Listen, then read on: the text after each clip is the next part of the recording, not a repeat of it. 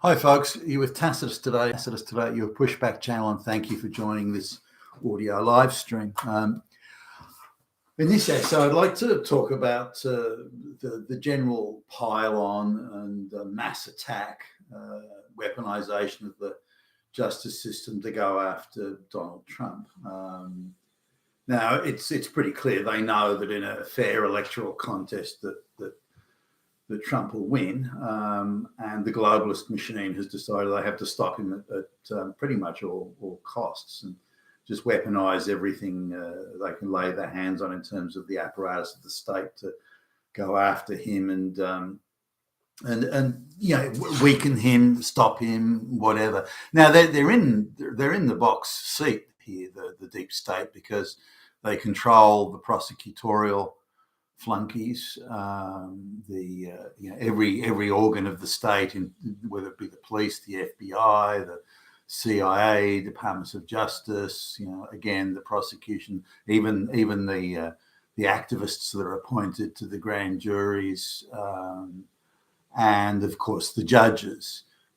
Now over the longer haul, Trump's got the financial resources to move it up through the chain, and to each higher court, there's a lesser proportion of activists that are there. So in the lower courts, particularly if you look around at the various, in New York and various places like that, there are deep state activists just crawling all over the place. So it's pretty easy for them to politicize that and produce political judicial outcomes. But it gets harder as you move up the valley. It can still be done, it just gets more difficult. So by the time you get to the Supreme Court, then they simply don't have the numbers to get that. So over the longer haul, Trump will win.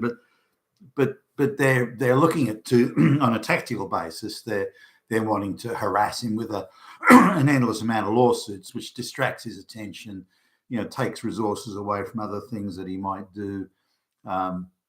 They're hoping it sort of crushes his spirit and that sort of thing, and also it gives them an opportunity to run 24/7 anti-Trump propaganda. Look, another charge. Oh,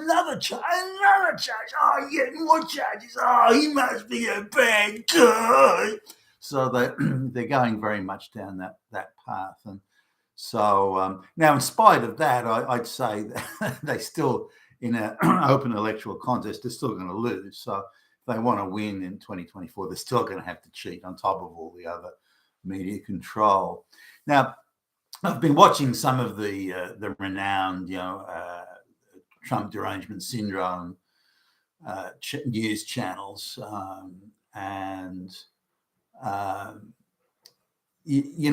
think anyone, even people that hate Trump, would have to look at what's going on and say, well, wait a minute, hey, I want, if there's going to be an election, I want it to be free and fair, and I want, my candidate, I want the winner to be the one that the people support. Now, not everyone thinks that.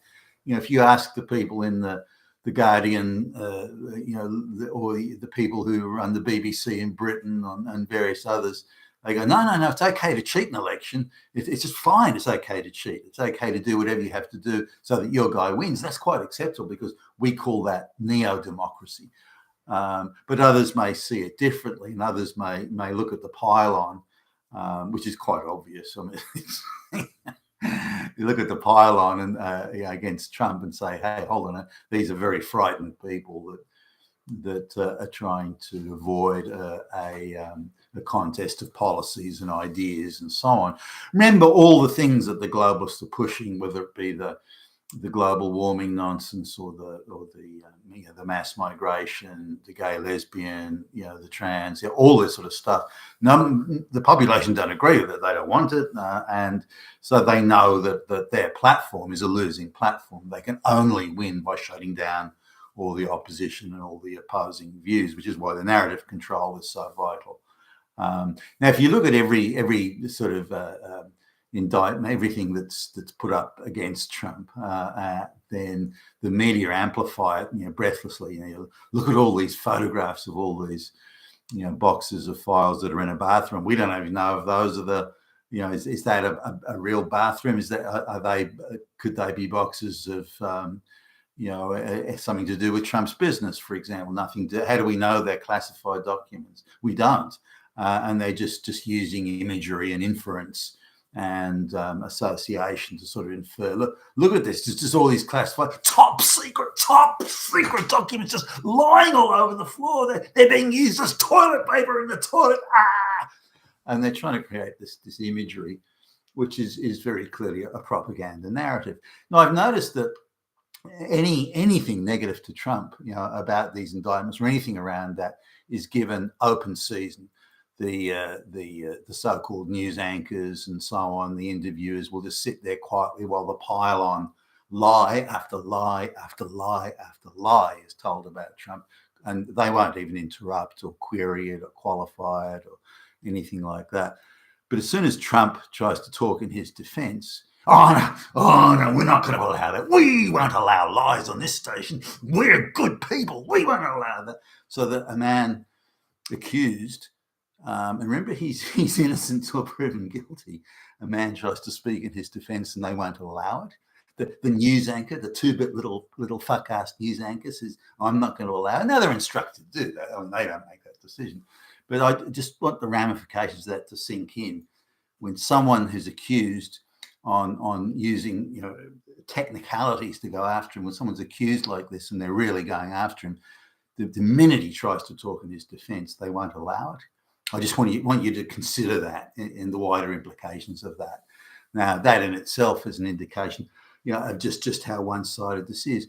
But I just wanted to, there's a couple of things. I counted, like if you look at the photographs of the so-called boxes containing secret documents, there's close to about 180,000 pages there. 180,000 pages. If all those boxes supposedly have secrets in them. Now we're told nuclear secrets, so secret they're even secret from the secret. So 180,000 documents, but they're alleging out of that 180,000, if you count up all those boxes, assuming they're full with documents, which is the claim, that only 100 documents out of 180,000 are technically, and remember, technically classified. Now, let's just have a look at those 100 documents. We don't know what they are exactly or exactly what's in them. There are indirect references, but the President of the United States has, within the Constitution, within the law, fully within the law, has the authority to declassify classified documents. So if the President says so, those documents can be declassified, and therefore they can no longer be classified and thus can't be secret. Now, there's vague allegations here about some of those documents were supposed to go to the National Archives, but that's vague, and there were negotiations already ongoing when the FBI decided to, politically decided to make the raid. And that was in the middle of negotiations that were current and ongoing with the National Archives. So why wouldn't you let those negotiations, discussions that are fully consistent with how these things are done, why would you let those play out? I mean, you would.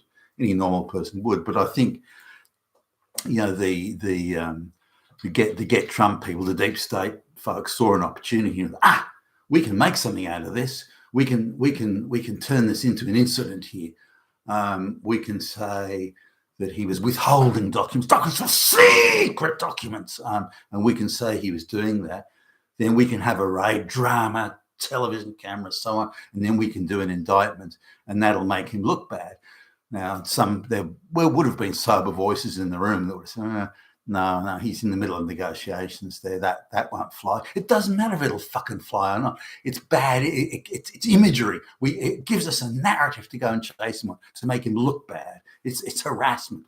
We can use the organs of government and the organs of the state, taxpayer dollars, to go after him, because we have to stop him, because our deep state masters, the globalists, want us to. We can't beat him on policy, so we'll just harass him. And see if we can neutralize him that way. So that's what it is. Now, having not in politics, but having been in business, and having had from time to time a front row seat when the boys downtown want to get somebody, they just don't like, maybe they think he knows something. Maybe they think he's going to talk to the wrong people. Maybe his loyalty is now suspect, or maybe he's accidentally tripped across something. Maybe they've told him to break the law, to help them, and he's balking at it, or he's refusing. So they decided he's got to be got rid of. It doesn't really matter, but it's usually power or corrupt money that is the issue. And they've decided somebody's just in the way. That's all. They just, we know what this guy around is. It's too much of a threat, and or potential threat. So they go. This is in business that I've seen in a front row seat. So they go after people. Now they use all sorts of things. They try and set them up with a woman and try and get to do something inappropriate. They'll try and they'll hire as a temp some hot babe and try and get them to cozy up to the guy, just they can compromise him. They'll try and get someone maybe to offer him some sort of a petty bribe or something. They'll try and get him to sign a document without looking at it, which would implicate him in some other thing. They'll try all sorts of means to do it. They'll send a woman in, usually a butch dykey type. They'll send him to start bawling him out and screaming at him and so on, in the hope that he'll then say something back that's inappropriate, and they can use that against him. They'll get someone to send him an email full of profanities in the hope that he'll respond with some profanities.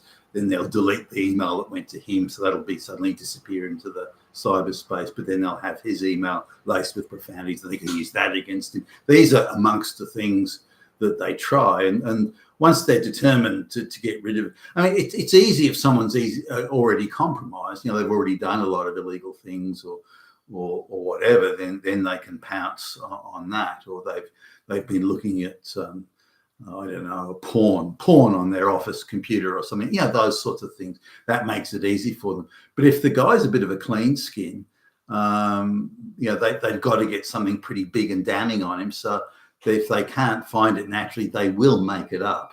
And this is what they're doing to Trump now. They'll invent it. They'll use the speck of dust on the floor and say, that speck of dust was really 500 million miles high. Somebody got tripped over it. The black lesbian could have died, which means you're a fucking... and so on. And they just make things up. And because they've got so much control of the media, of course, they can amplify these lies and make it appear as some sort of accurate rendition of or version of events. So...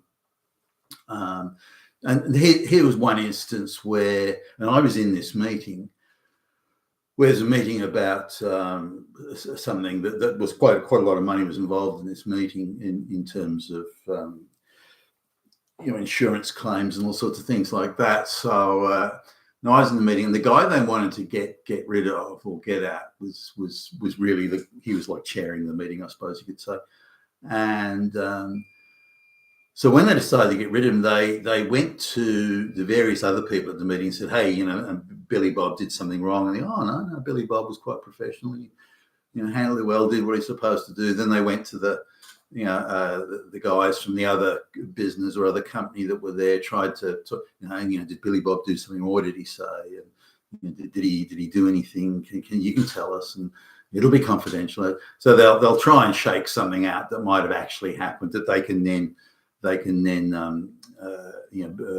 build up to be something huge and dangerous. But and then so when that fails, they'll then go and turn the people. So they'll go to say someone else in the room and say, okay, we want you to say that Billy Bob did this or said that, something inappropriate or illegal, or something that they can use to go after him. And the guy will say, well, no, Billy Bob never said anything of the sort. Well, look, it goes like this, Jimmy Jack. If you don't say Billy Bob did such and such, if you don't say that and put it in writing on record, if you don't do that, then we'll make sure that you never work in this town again. And you've got one of your kids needs a special schooling, and I understand that's very expensive. And and we'll make sure that you don't get a job for a long time. What's going to happen to your kid in that special school? Wow, it's going to be really tough on you, Jimmy Jack. But if you'll help us out here, I mean, we just want you to say that Billy Bob did this or did that. That's all we want you to do. Hey, it's not much, and then everything will be fine. You'll never hear from us again. So they can turn people and if you look at the way they've turned Trump's lawyers against him, and now what did they threaten Trump's lawyers with? That client attorney privilege thing, they shouldn't be able to get at any of that. What a lawyer and a client may talk about, but this is they've actually got Trump's lawyers.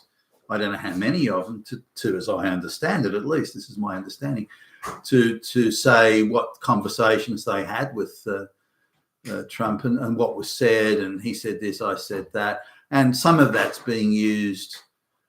It's cherry picked, but some of that's being used to be quite incriminating to Trump. That Trump had the option of the implication being Trump had the option of the right thing but didn't, and his lawyer said so. Now they shouldn't have access to any of that. That client attorney privilege is something deeply enshrined in the American legal system, but somehow these lawyers turned against him. What did they threaten these lawyers with? You'll be disbarred. You'll never work again in law. Your kid at college is the police are going to make a raid at any time we choose, and they'll find kilos of white powder in there. Of course, drug dealing has 25 years in the state penitentiary. We hope that doesn't happen to your son, but if the police find that there's nothing we can do. We can't help you. Or your daughter is in a college where there's a lot of